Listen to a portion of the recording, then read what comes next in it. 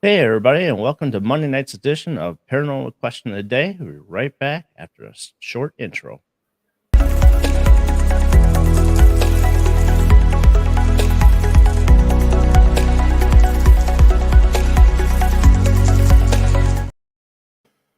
And we are back. So far, no one's jumped in yet, but we'll get started here. So, Dave, how you doing? And welcome to the show. And this is Midwest Spirit Seekers. Don't get mistaken with Ghost Seekers. It's close. It's close. No, thanks for having me. I'm doing well tonight. We're just hanging out at home. Absolutely. And this cruddy weather we got over in Wisconsin, where you guys are nice and dry, I think. No. For once. We have been raining all day. Let's see. Had some slick roads early in the morning, but yeah, I hear you there. All right. Yeah, we got Mr. Tom in chat here. Hi, Tom. How you doing? Hi, Tom. And we have Ron. Welcome, Ron. Hello. So, Dave, how did you get into the paranormal field, and what was your first experience? So, I've never had an experience personally. When I met Jessie, my wife, who's also on the team, we really got into the paranormal together. Started watching the shows, doing all that, doing that stuff for a while, and then we kept saying, do we want to get a team? Do we not? And it was never the right time really to get a team together. And then about late 2018, early 2019, we decided to put this team together. And the first location actually that we had all investigated and we kind of met was at Malvern Manor, which I see you're wearing the shirt. Yes, I am. So that was our first ever location for our team. Wow, what a first one. Yeah. Usually tell teens to go to easy ones. No, we just jumped right into the thing. How did that go? It was pretty good. There's a little learning curve just to kind of get to know everybody. I mean, we kind of knew each other, but we really didn't. So we didn't really work together. And we didn't, at that time, we didn't have a lot of equipment, just, K2s and some and recorders and stuff like that. So we were going off of some basic equipment there. But hey, sometimes that's all you need. That's what I keep hearing is like, people spending hundreds and even thousands of dollars on equipment. Right. You can go get a recorder at Target for $40 and it'll work just as good. See, and that's the thing too, is like the first recorder I got, I think it was like $40. But then I jumped like, this ain't that good. So I didn't get really any EVPs out of it. And then I jumped up to a Tascam right away. Bad mistake. Too much interference I found with the Tascam. Now I use a Philips recorder. I get so many EVPs, it's not even funny. Yeah. So, but still, I have to make the point that you not always have to go expensive for recorders to get EVPs. You can still get them with the cheaper ones. Sometimes the cheaper ones get one before the expensive one does. Yeah, I was talking to we did an investigation last year at Villisca. So I was talking to Johnny Hauser, and he was talking about that too. It's really all, just with any piece of equipment, how much you really want to spend. You can go to the hardware store and find something with blinking lights that is going to cost you $5. But unless you want to spend the $35, $45 for it, it's really up to you and what you're. He's right. Yeah, he's absolutely right. Let's see here what I got for questions. I usually have a list of questions here. So how many locations have you guys been to so far? Ooh, well, we've done a lot more locations in Iowa than we have up here in Minnesota. Just Minnesota doesn't have that. They know the place is haunted, but it's a lot harder to get into. Mm-hmm. So, I guess to name off a few, We've been to the Horridge House, Granger House, Velisca, Boyd, Malvern. Trying to think of what else off the top of my head. Sorry if you hear screaming in the background. Kids are playing video games. Mine's in the other room too. So kind of we've really hit Iowa as much as we can. Now Yeah. it's hopefully to start venturing out a little bit more than that. But What was that big mansion you guys were walking through last year's winter? It was really huge. so that's Glensheen Mansion. It's up in Duluth. Okay. It was built in early 1900s, I believe, from what it was, and Mhm. it's been there forever. They had people there, um, living, and then there was claims that there was a murder and death, and right now it's being run by the University of Minnesota, so that kind of hampers in on getting a chance to investigate. But the tour alone in itself and the history behind it was amazing. Jesse and I did some more background and found there's a lot more to that land than just that building in itself. And so it is a really cool place to go visit, just even for a tour, a day tour, or whatever they have. And Mhm. in the winter or in the summertime, where you can walk around a little bit more and stuff like that, right off of Superior. So Yeah, there's also wasn't there a asylum that they had on TV that was up in Duluth, correct? yeah, it's kind of right before you get. It's right on the outskirts of Duluth.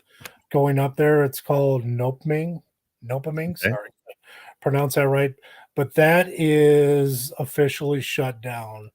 Okay. We were able to get in there on a night tour maybe 4 years ago. Okay. We kinda just did a tour. They let people in and take a look at it. They were trying to raise money to restore it, but it was just the damage was too much to that place, so it's pretty locked up and they got gates and everything around. So if people are posting pictures now, they're sneaking through the woods to get in there. But Yeah, I it kind of would have heard. been a different, really interesting place to get into, definitely, if we were able to get there. Right, right. And that one was on I want to say Destination Fear, correct? Um, I think so, but I think it was on Ghost Adventures even before that. Okay. So earlier, there was a paranormal group there that kind of got the word going with that place. And I Okay. think Ghosts Adventures or somebody like that. Okay. Not a whole lot of comments here. I think Facebook or Streamer screw me on my comments here. It was the same last on Friday. Also, it's like bam, it all showed up. Like, geez. Uh, sorry.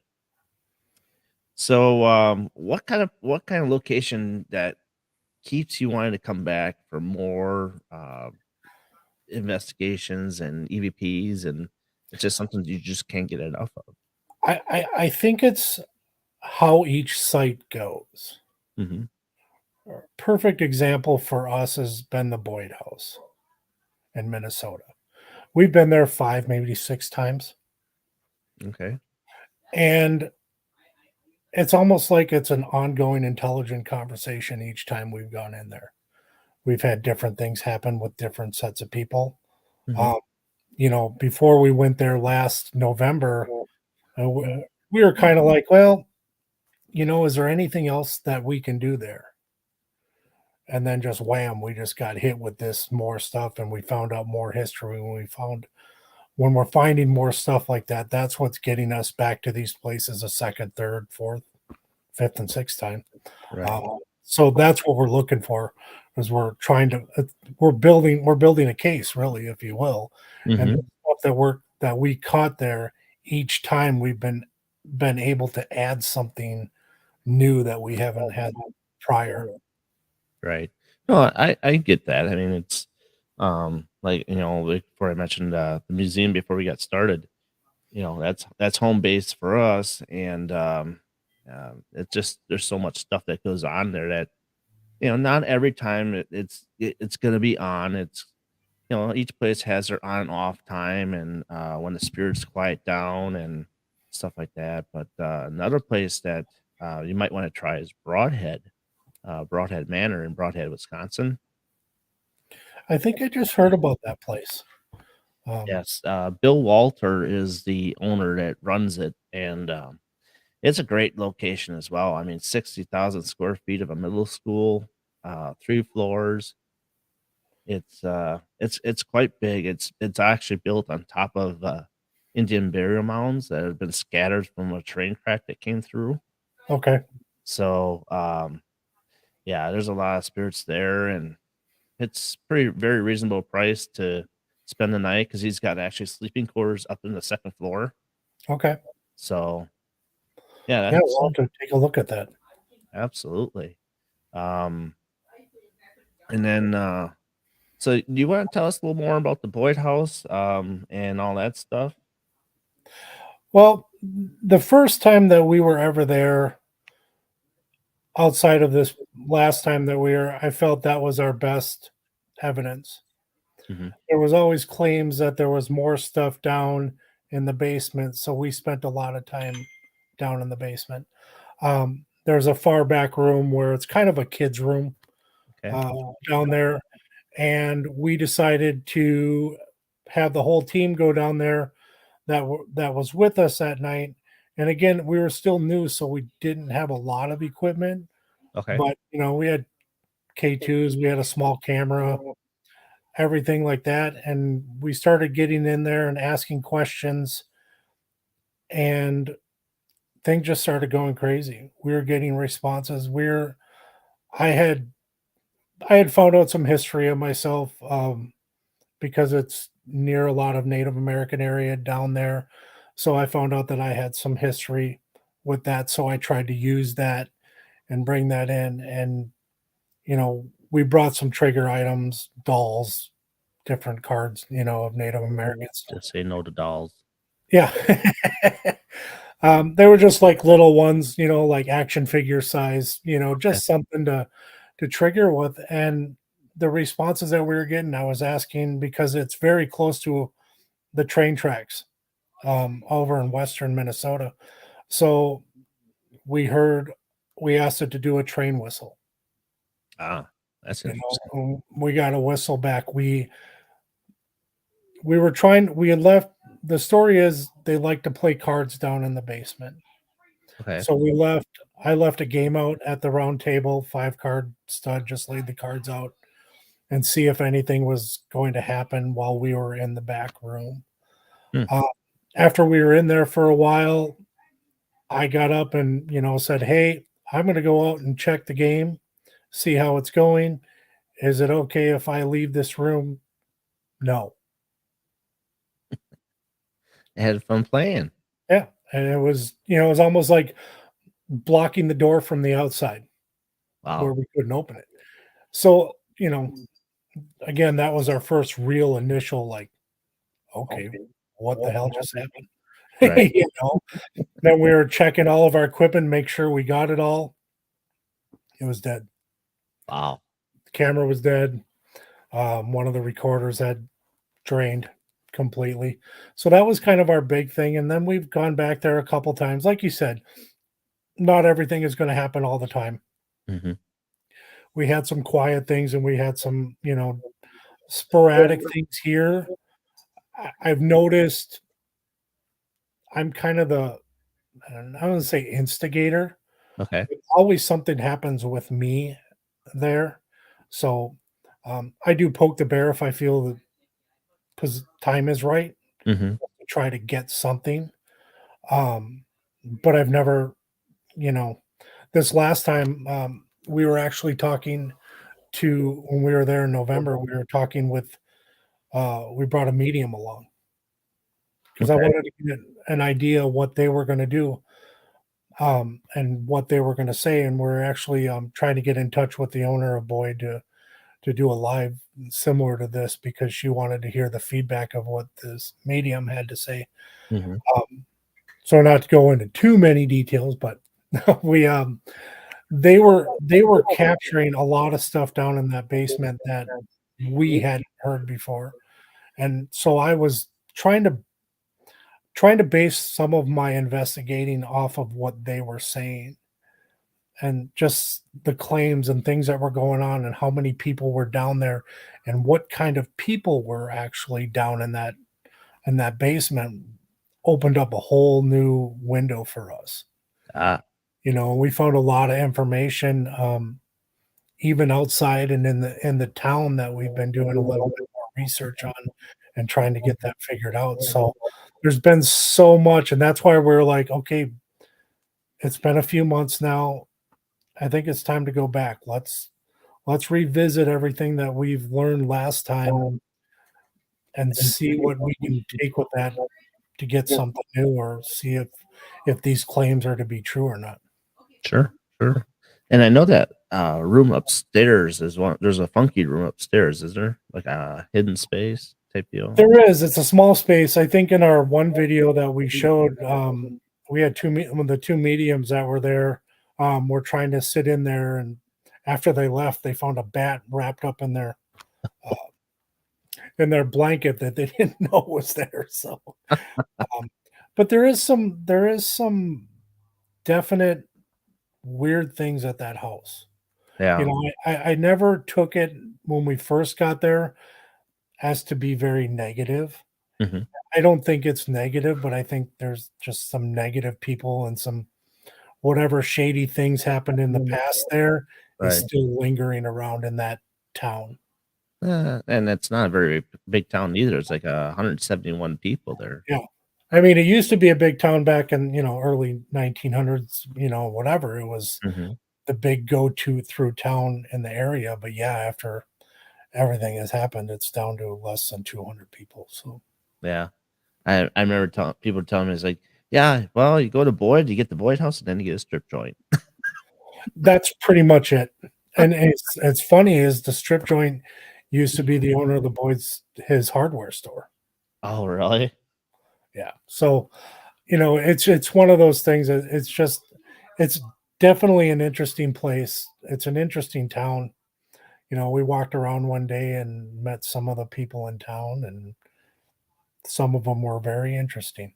Yeah, I could imagine that. I always, when Traveler's Moon was there or Raven Rose was there, and I watched the video, I'm like telling Chris, like, hey, you gotta go down underneath the house there. They got the what do you call it, the cellar or whatever. There's a underground part, isn't there? Of the house. Um, I don't know if there's actually anything underneath the where the basement is. Okay. Because I always thought there's like I had this vision like, oh, there's gotta be something underneath the house because I can this he's like he opened it up, he looked at it, but he shut it back up. I'm like, go in there. Yeah. But yeah, that's just me. I always throw up paranormal dares and while they're on lies and see what I can get and whatnot. But Well, we have a couple team members that are willing to, try anything and kind of be the, person. Hey, you want to go do this? We're going to do this. You up for it? Okay, you're the one that's going to go do it. So right, right. I Uh always got to have one in our team. yeah, absolutely. And they always get me back too when I go to a location with them. I was like, okay, paranormal challenge time. I'm like, oh crap. And so yeah, that's always a lot of fun though. Just a side note here, for those who are trying to put stuff in chat here, I am not getting the feed in chat. So it's StreamYard, it's screwing things up and it's either that or Facebook, one or the other, but I'm not getting the messages, just so you know. Um, okay. So next up on the list here is so what type of paranormal gear do you guys like to use? And yeah, we'll go with that one. I mean, we're open to a lot of the things. I think most teams have the basic equipment. Um, I'm a fan of the EDI Plus. Oh, I like that too. It's got a lot of stuff.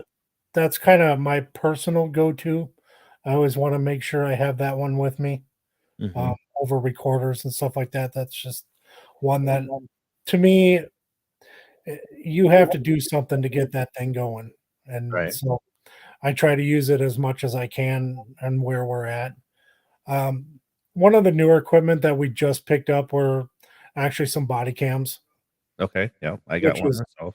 which has definitely helped in investigations where we're not holding a camera the whole time and we have it strapped to us, so it just gives us an extra. Um, one of the pieces of equipment that we've started to use more is we ended up buying a trail cam.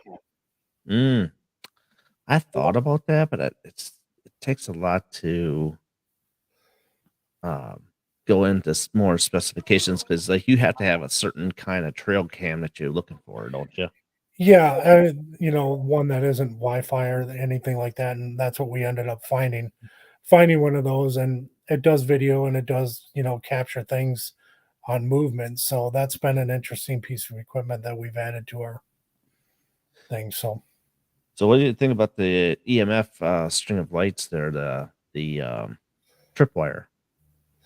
you know, I've seen it on TV. I haven't really seen it much in things. I think it's interesting. Whatever's gonna, get something to move, but yeah, I haven't seen too much on it. Yeah. Is that something Yeah. that you have or you use? Actually, my one of my team members, Scott, he's got one. He just got his, I think, a couple weeks ago. Okay. And so on our next investigation, he's gonna get that thing out and we're gonna try and do like kind of mimic kindred spirits a little bit where they wrap Okay. it around something on a bed and put the devices inside of it Mhm. and see if we can get something that way. I mean, obviously, could do different things with it and use different trigger objects with it and see if it can go off. And um, yeah, that's just one of those things. I like the Envoy, but I don't have it. It's expensive piece of equipment there.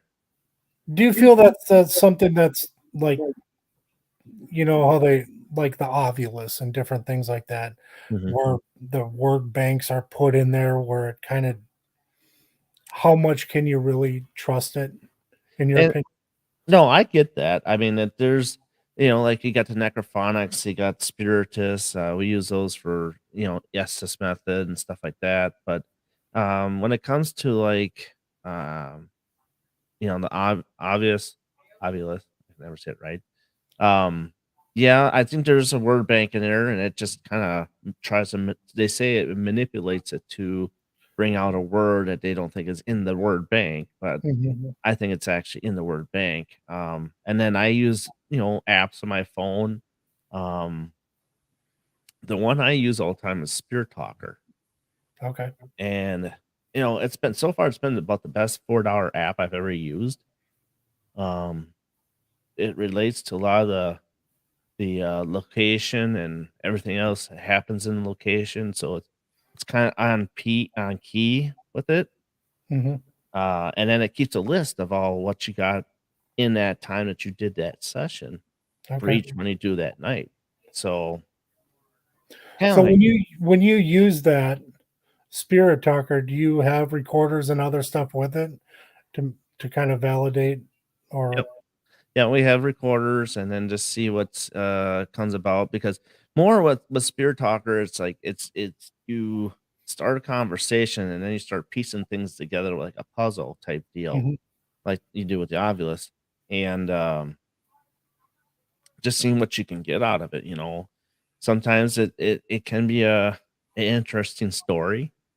It might light up the location a little bit more, so to speak, and bring some stuff up that maybe the owner doesn't even know about yet. You Right. know, I feel it's a useful tool. Sorry, and that's one I use the most. Ghost Tube, I don't use that very much. I know that the YouTuber Amy's Crypt is the husband on that. He's the creator of that app. Yeah, I just saw that about a month ago for the first time, so I haven't really looked into. I've heard a lot of people talk about Ghost Tube, but I haven't really taken a lot of time into it. Right? Yeah, it's a very different piece of gear. Um, it's just it's got a word bank in it. I want to say too. Mhm. You have your they have an SLS version of it which the hardcore SLS app or the XLS now, it's got that, but he uses a LiDAR with it, so off of your phone. Okay. So it's like, okay, I was looking for the LiDAR app on my phone. It's like, well, which one do you get? There's like so many different apps with it, So yeah, it's just one of those things that it's interesting. I mean, how do you feel about it? I mean, do you think there's more of a base on behind it, or do you think there's a lot more other things going in the background? I guess for me is because I haven't used it, I don't have an opinion. I think until I use it or give it a try, a couple times to really test it out, I Mhm. don't think I have an opinion one way or the other. I want to give the belief and the credit that it's not just for entertainment purposes only, and what you're using is going to be valid. Mhm. So, you know, where I would probably use a couple other things with it just to make sure Yeah. something's popping up, and that's how I look at it. Right. We have Spencer on our team has what is it? It's kind of hooked up through it's kind of like an Ovilus, maybe in a sense. It's like a spirit box in a way. It's hooked up through his computer. Ah, And we kind of thought a couple times when we one sec tested it. here. I dropped my soda. Okay.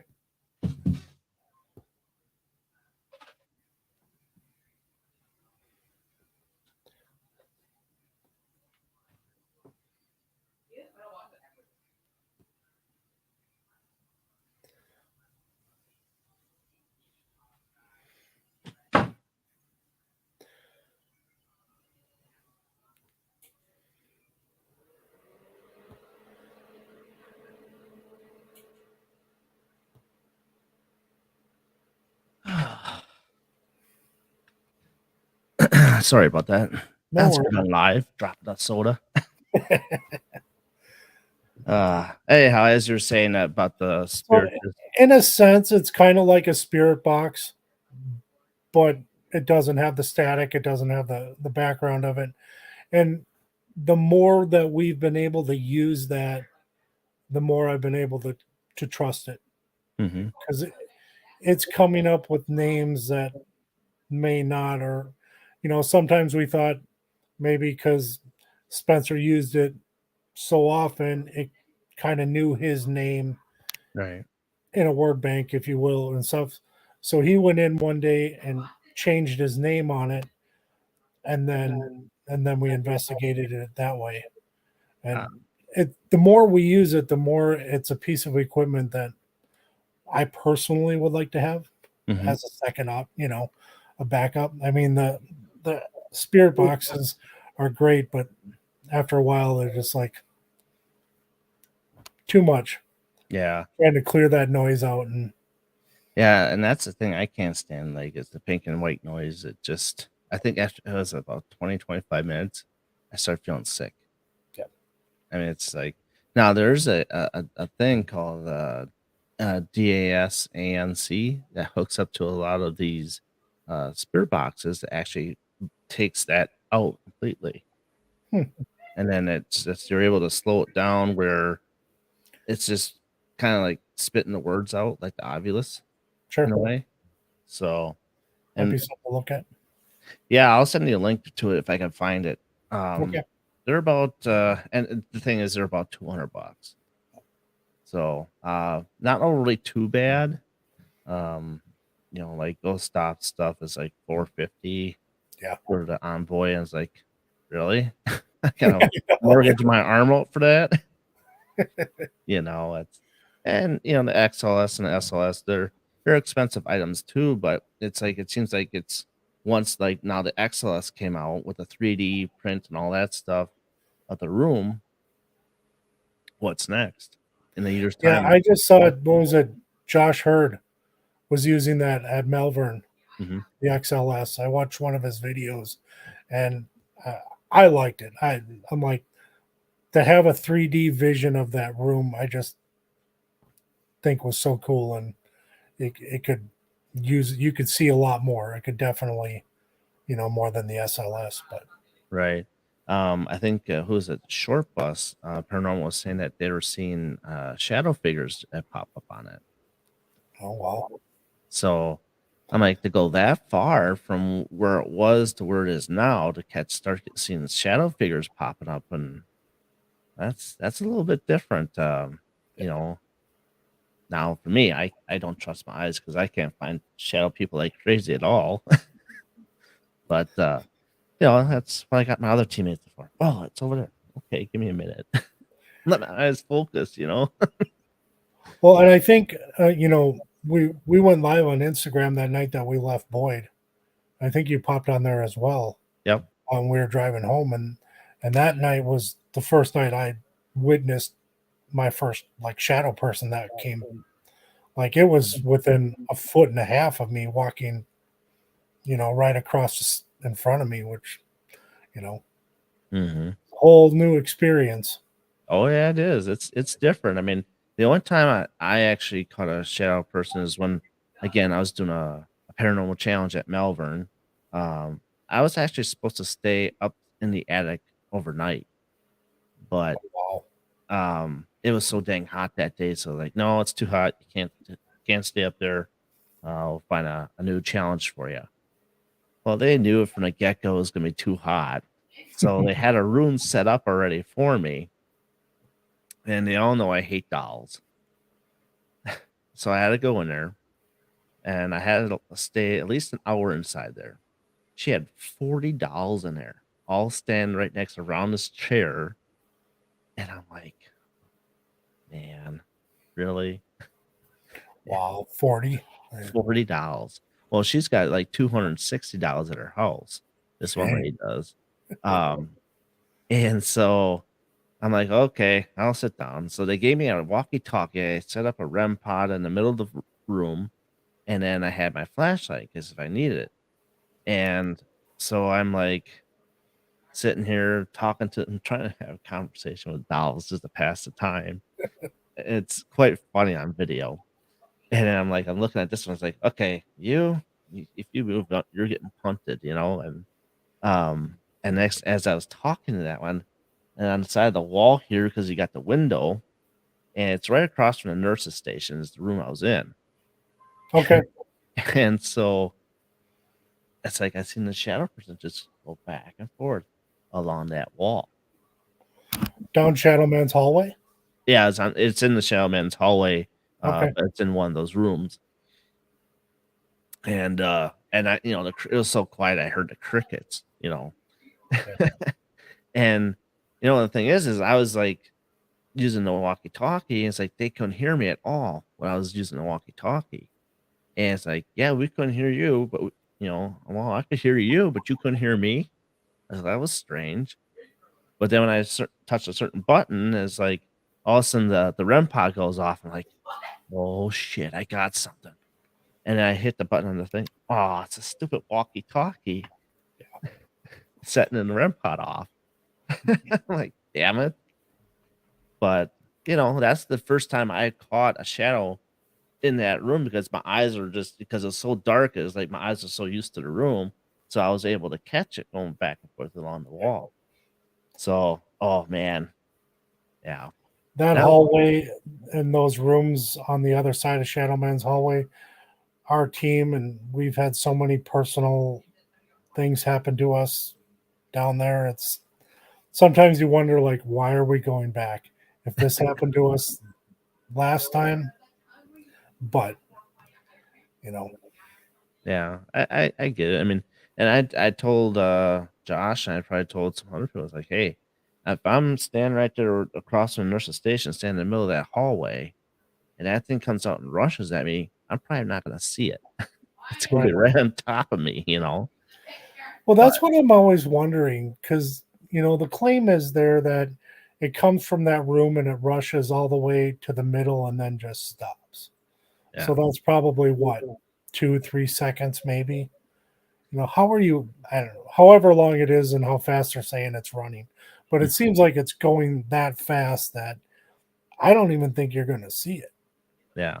And that's just it. I'm not saying people have never seen it and Right. that, but if it's going that fast, Mhm. like when I saw mine at Boyd, I mean, I Here's could count to comments. 4. Oh my god. This is gonna suck. Oh man. Go ahead. Go No, ahead. I was just saying with the 4, I could count to 4. That's how it was moving, but not that fast where I could count there. But Right.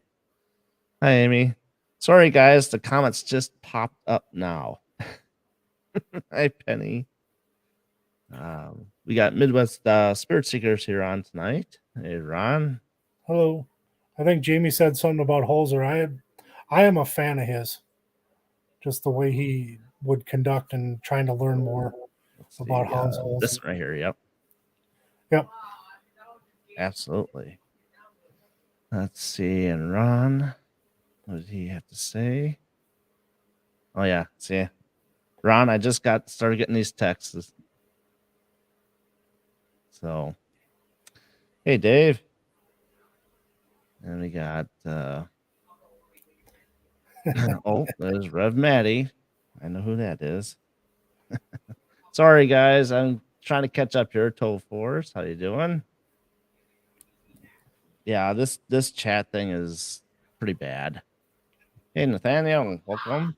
So I apologize that I did not get to all the comments. I don't know what's going on here. This is the second show in a row it's done this. So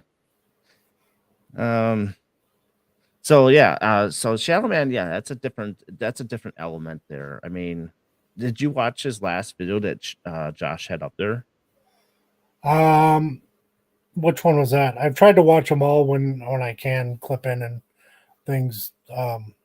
He had he threw a ball in one of the rooms And and then it pulled out and then it it pushed rolled back out. out. So the 2 rooms that are right across from there, Hmm. is where we've had a lot of our action. Okay. Personal. I think one of the ladies is the one that pulls her hair out, correct? Yeah, I think it's Rebecca. Yeah, I think so. Yeah. So we were at Malvern a little over a year and a half ago, Okay. and we were just hanging out. We were doing an investigation there. I had sat not in Rebecca's room, but the room right next to it, kind of right in the middle of the room in the chair, and I ended up getting grabbed, Mm. which at that time just I couldn't control myself. I didn't know what to do. Mhm. After it happened, I mean, we have a video of it. I think we posted it somewhere. Like I'm shooting off the chair, like, and I had asked. I was sitting there. I was relaxed. I was calm. I was talking.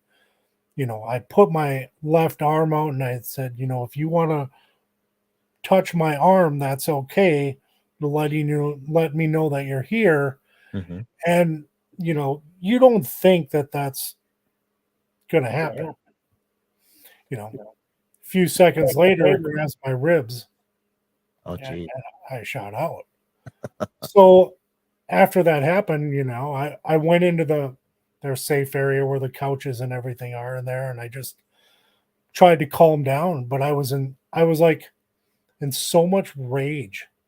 Mm. Like I was mad at myself for allowing that to happen, mad at, I was going through such a range of emotions that I just couldn't control myself at that time because I Yeah. didn't know how to react to it. Mhm.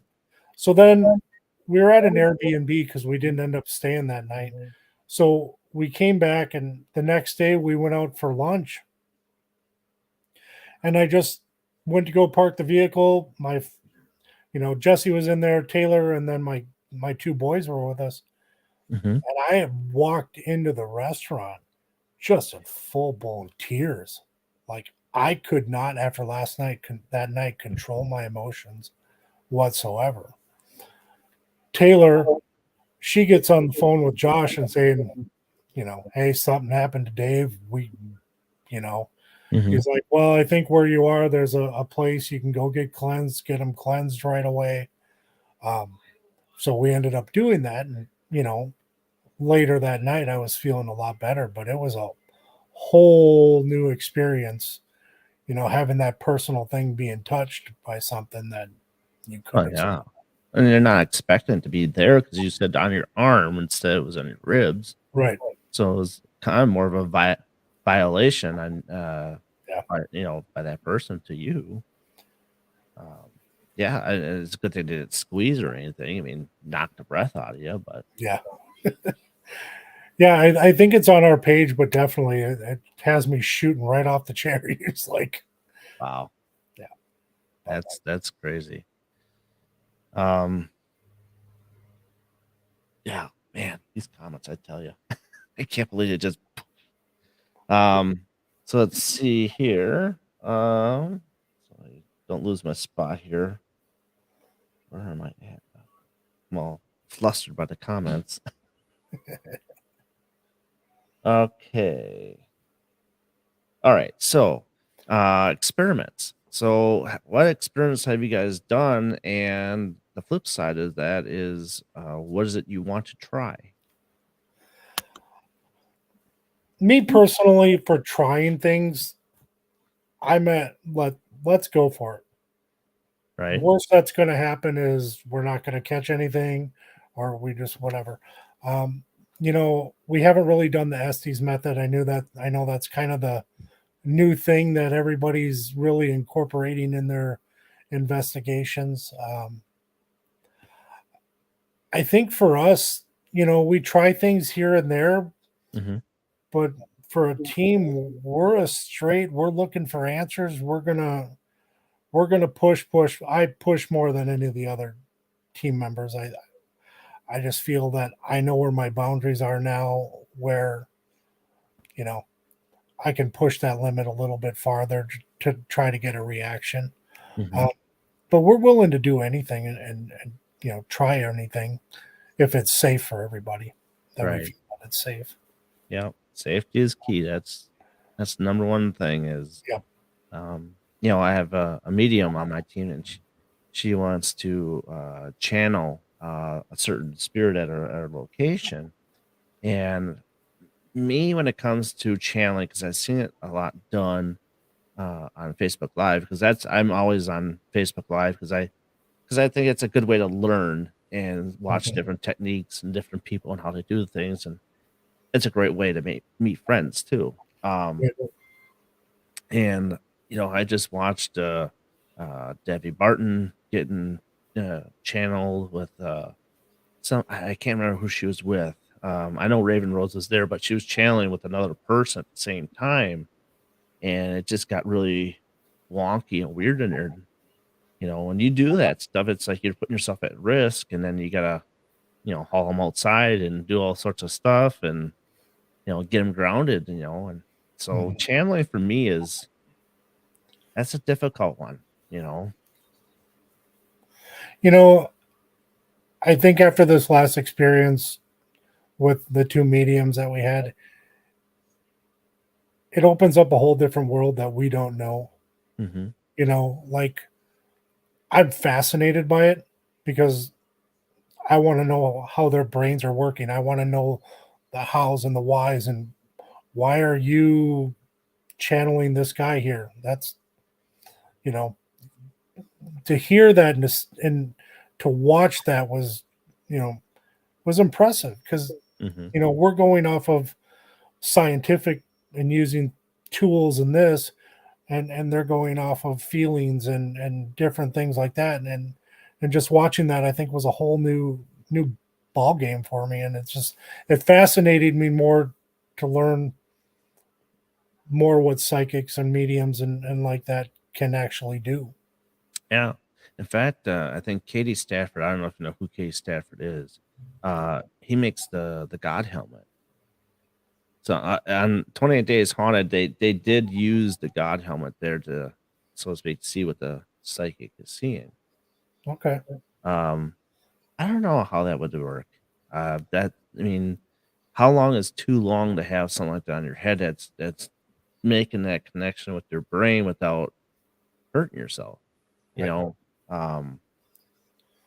I always kind of wondered about that. I mean, Nick Roth did it at Bobby Mackey's. Obviously, it was somebody else that made it, but I'd never seen him wear it again ever since that.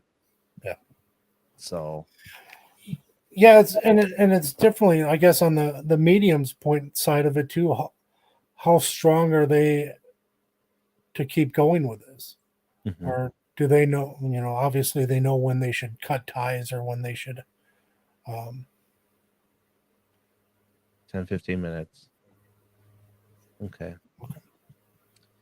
And that is Matt Waddell. Just so you know, he's a good friend of mine. hey Matt, So, all right. So, let's see here. Oh shit! There went my questions again. Can I get back to where I was here? I'm just all over the place today. I blame it on the weather. Yeah. Right. Okay. So here's one for you. So, what is like the most outside the box thing you have done during an investigation? Ooh.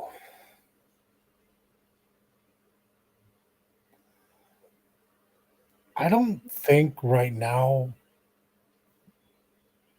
I think outside of the box and the normal from our team really was bringing the mediums in, if that's an outside thing, because Well, that's something you haven't done before. yeah, we've never attempted that, and to base and go in knowing what you do as an investigator to change some of it based on the feeling of somebody else, I think was a big change.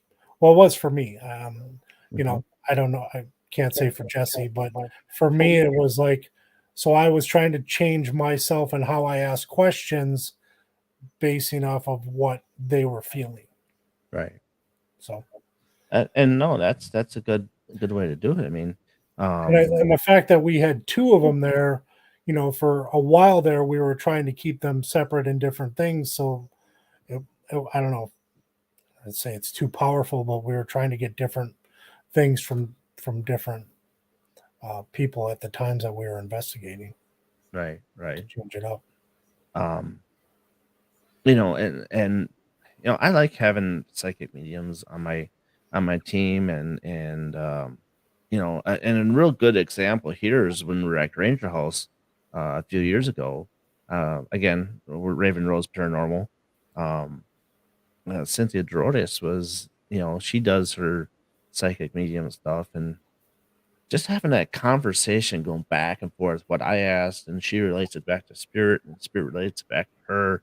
It was like, man, it was a good conversation for like half hour, 45 minutes. It's like I feel like you get more out of that than you do listen to a spirit box sometimes.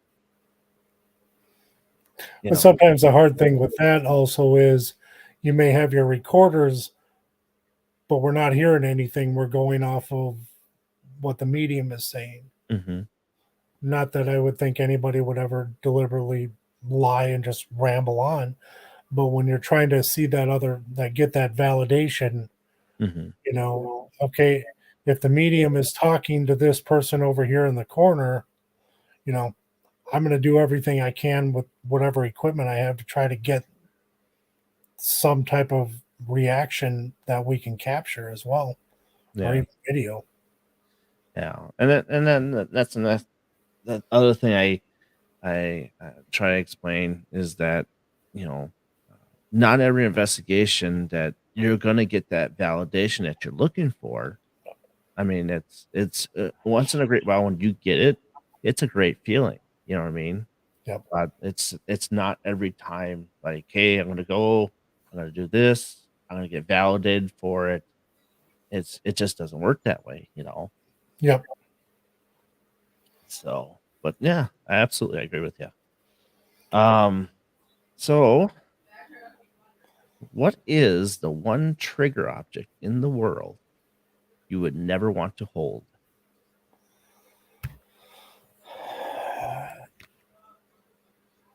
I guess for me personally,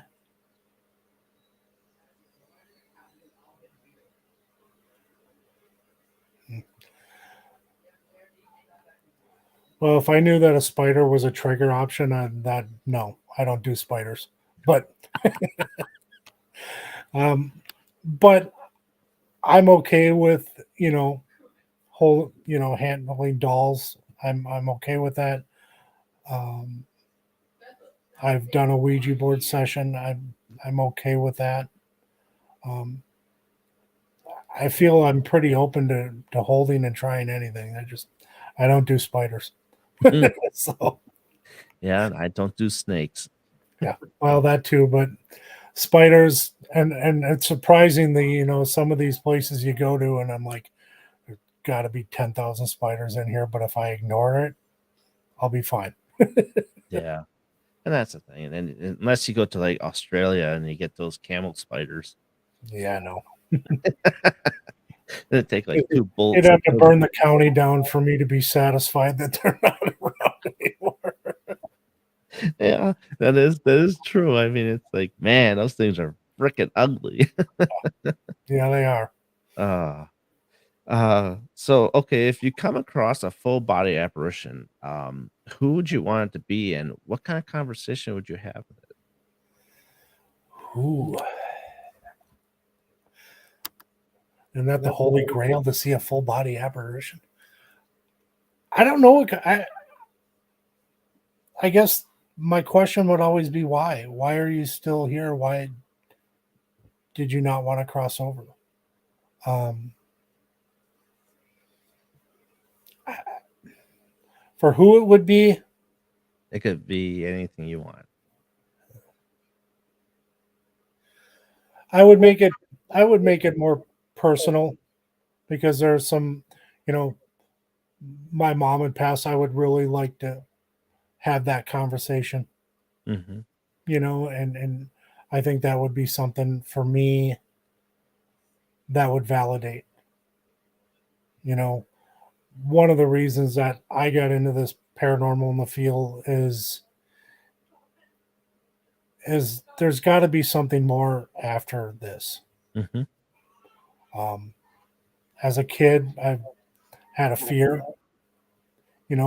of death, or maybe it's just being alone, but that whole concept. So that is why I became and I started doing this for me personally as well. Is Hmm. the more evidence that I can gather, more acceptance maybe, or the easier it might be to accept that. So, if I was able to talk to my mom, that would be definitely a conversation. Um, I was just having a conversation. Actually, it was funny you brought that up because I was talking, when everybody says, well, I've seen these full body apparitions and Hmm. they're in Victorian style clothes. Everything is in Victorian style clothes. Why don't we see somebody that passed away from the 90s? I mean, yeah, Right. everything is always a Victorian style clothes, or, you know, Western 1800 cowboy type of thing. There's nothing before that. There's nothing after that. Yeah, like medieval times. Yeah, exactly. It all just falls into the, you know, Yeah. Victorian era of whatever. And those are the only people that we see. So it's kind of, I just thought it was weird. I mean, is it like, do they feel like it's more radiant that they come out like that?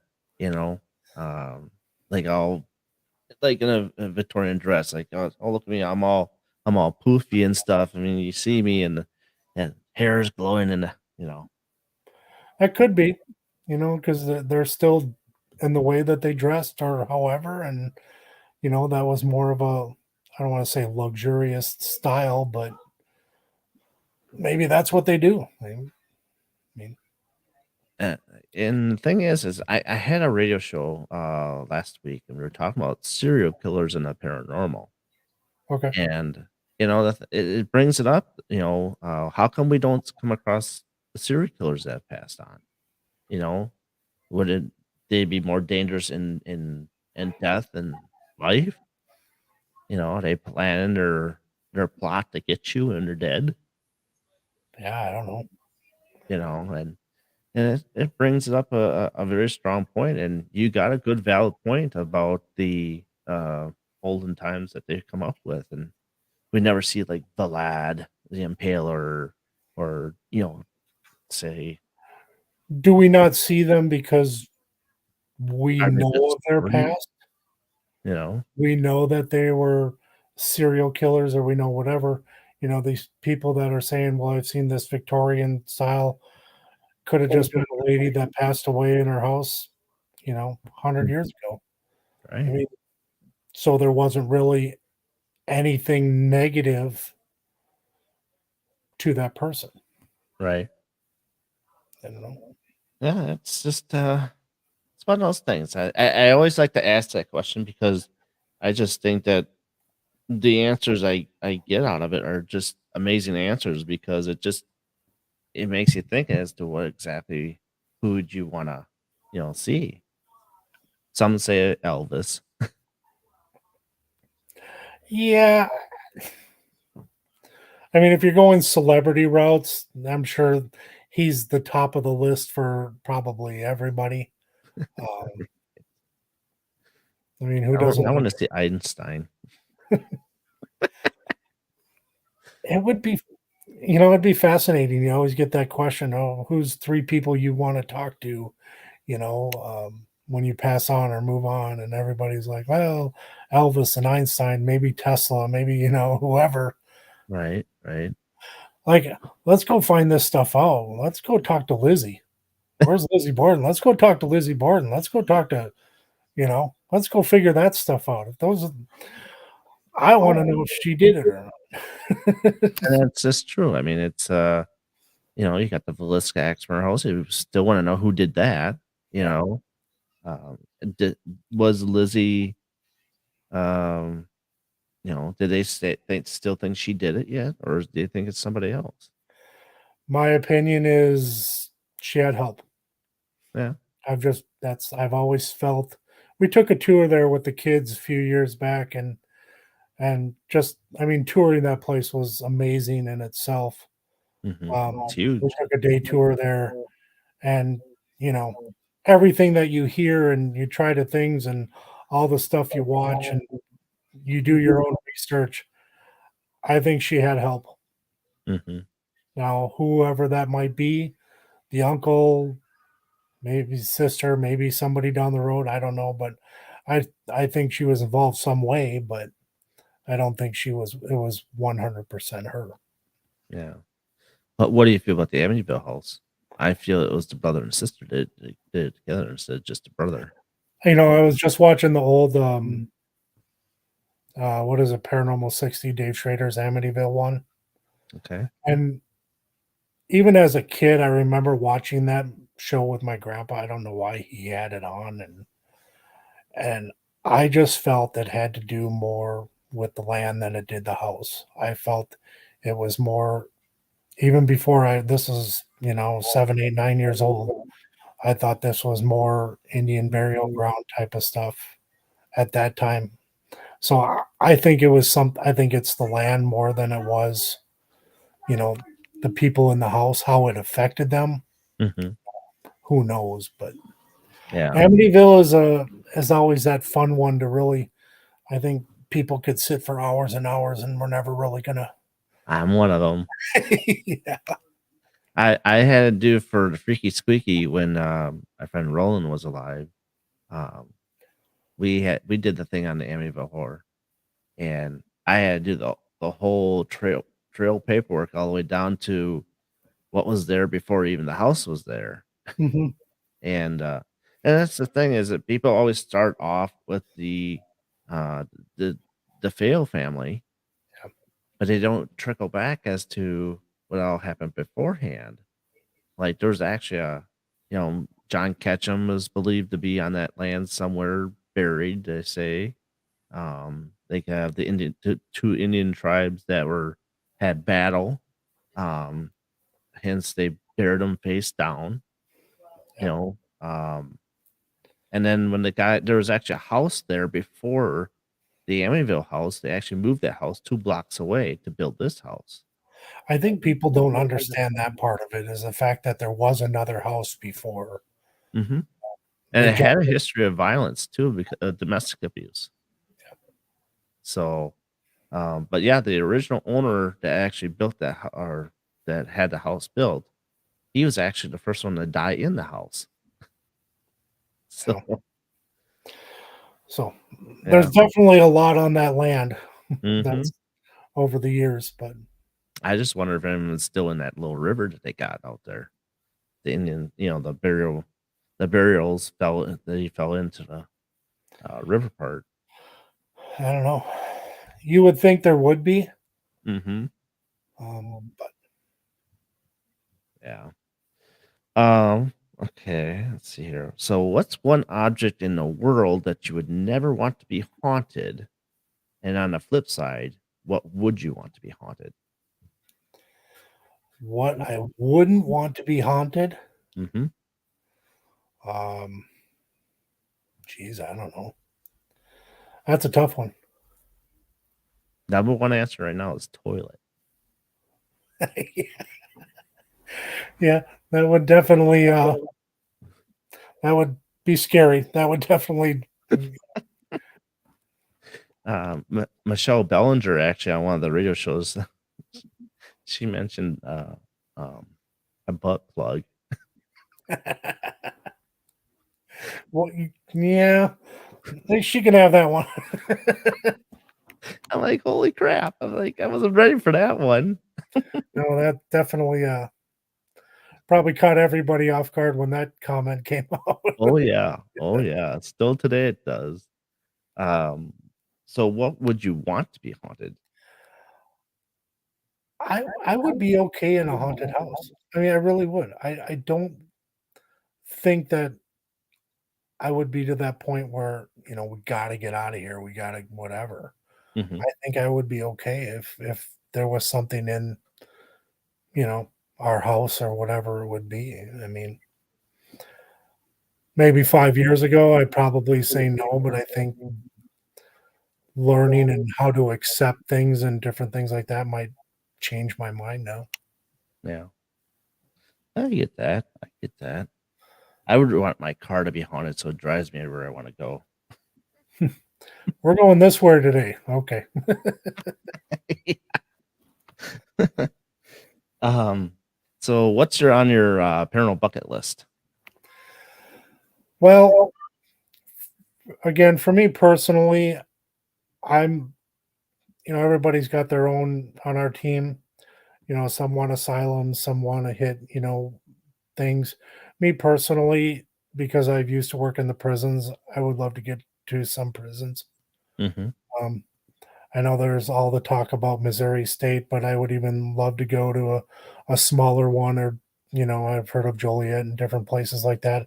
I would definitely like to get into investigate a prison. Um, Alcatraz. that too. It was a funny story.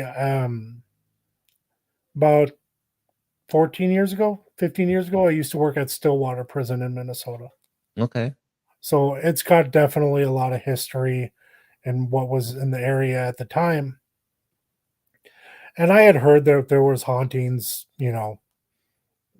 in that building or in the cells and stuff like that. So I would ask the inmates every once in a while, "Hey, I heard the history and cell block B or whatever it was." And clear as day, like, "We don't talk about it. Just keep your mouth shut. We don't talk about it." I'm Mm, like, "Okay." Well, it worked, but so they were a lot more scared of it and knowing the history of it, but I would definitely like to get into prisons. yeah. Prisons. Even Eastern State Penitentiary is pretty interesting. When we were taking our East Coast driving family tour, we did stop in there and yeah, did the family tour with the headphones and all that type of stuff. And I mean, what was built back then for some of these prisons is amazing Mm, and how they had it and even for a small thing like squirrel cage. Yes, I was With going to bring that something, up. something that small and that round of a shape of a thing is just what, What amazing. are we thinking? Yeah. We're only going to have this many people in here, and it's on a rotating, thing to let you know. But Right, it right. was definitely interesting. I know they said that one guy stuck his arm out when it was rotating to take his arm off, I guess. Jeez. What else? Yeah, somebody climbed up to the top because I guess up on the top they would write down their initials or something like that on the ceiling or something like that. Is that And up then is on the top floor? Isn't that by the warden, where the warden and the captain stayed up there? I'm not sure. I mean, I know that's what one of the guys were saying that because someone jumped or fell from up there and kind of went splat. But they also had juveniles there, didn't they? I'm not sure. I don't know the whole history on that one because I haven't been there yet. Okay. Um, Thomas Hunsaker, he's been there tons of times. So has Cynthia, and like I said, a lot of my Iowa friends have been more there. So Okay. going on a tour by former guard. Okay, so if you go to Juliet, you said get a tour by a former guard. Interesting. Absolutely. Thank you, Amy. So the last question I have is usually, I don't know, the tough one. So this has been a fantastic interview. Um, and I'm glad you were able to get on to tonight and we can be able to talk. And so what kind of message do you want to lead the viewers tonight, as far as paranormal wise and your vision? You know, we put this team together originally, in the beginning was to get things known, but we really wanted to be able to help people if we can. Um, you know, we know that we're not, you know, can move people around and we can get rid of demons, but we can investigate and we can help them. And that's really what we put this team together to do. We've been able to go on some private investigations on Minnesota. We've been able to help a family, or at least guide them into the right, areas that they need to go to and investigate their things. And I think that's really what we like doing. We love going to these hot spots and these places but if we have the opportunity to help somebody, we're going to jump on that every single time. And I just think that's what us as Midwest Spirit Seekers are really about, and that's what we're hoping to continue and grow with the team that we have. And I hope, you know if people need help, they can get in touch with us, and that's really what we want to do. Absolutely. Great answer. Great answer. Alrighty, guys. We are, I think, way over time. 9 minutes over time. Anyway, thank you all for joining us tonight. I greatly appreciate you being in chat. I know I'm sorry about the chat wasn't working as well tonight. I apologize as much as I can apologize to Blue. On this end, it's very frustrating for a person to give a show when he can't see the comments and all of a sudden, you know. But like I said, being on the show, I greatly appreciate you guys being on here, and I'd like to have you on again. Get Spencer on with you this time, and Jess, and it'd be a lot. Like to hear what they have to say, especially what you've had to say tonight. So, and I'm sure to mimic everything you've had to say tonight, but I think it'd still be great to have you back on again. No, they have their own personal stories. We would like to be on anytime you want to have us. Just give us a shout out. Absolutely. So remember, you guys have been watching the Paranormal Brew and the BB3 TV networks. If you don't have Facebook, join us on the YouTube channel under MGS Paranormal. And with that, that's Dave. I'm Darren, and I bid you adieu. So long, everybody. Have a good night.